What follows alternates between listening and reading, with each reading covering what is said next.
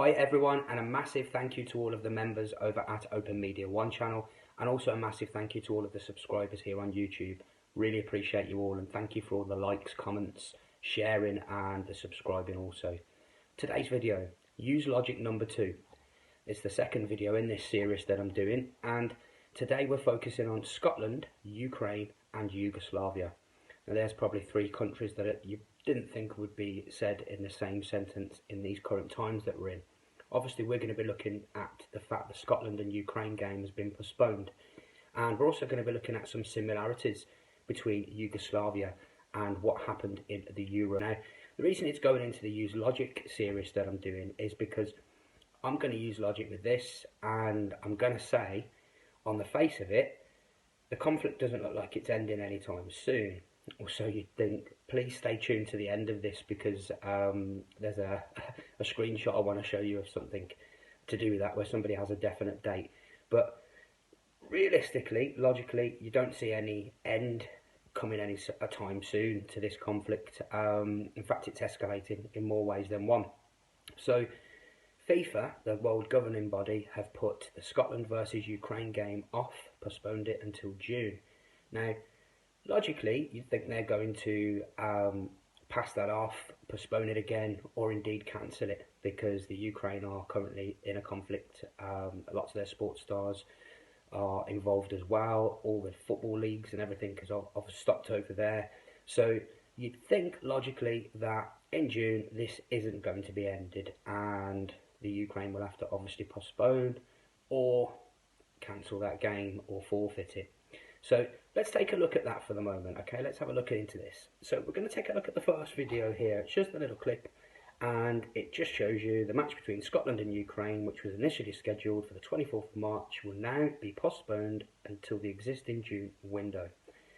You can take a look at that yourselves, do a Google search. I mean, it's pretty definite they were looking at June. That's what they were looking at for the next game. So they must have some idea of that, or there's a window, or as I said, they're going to postpone or cancel that particular game.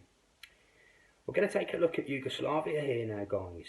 Now, as you can see, just finishing off on that, you've got lots and lots of articles all saying about Scotland versus Ukraine has been postponed. So let's take a look at the Yugoslavia situation and what happened there. Now, 1992, May 31st, Yugoslavia had been engulfed by the war, as you know. The national team had been kicked out of the Euros. It was 10 days before, and you can see articles on that if you do a Google search yourself. They were kicked out in Sweden, which I'll show you in a minute. This is one of the players from that tournament, Slavisar Djukanovic, and they were obviously gutted because they were ready for the tournament 10 days before, and they got kicked out. You'll see in a moment as we scroll down. Do have a look at this yourselves, guys. Do get in and have a look at this. And here we go. It says Yugoslavia were kicked out of Euro 92. They were sent home from Sweden 10 days before the tournament began. A replacement hurriedly found. On June the 11th, Denmark played England in Malmo. Djukanovic and his teammates should have been there. On June the 26th, Denmark played Germany in the final in Gothenburg and won.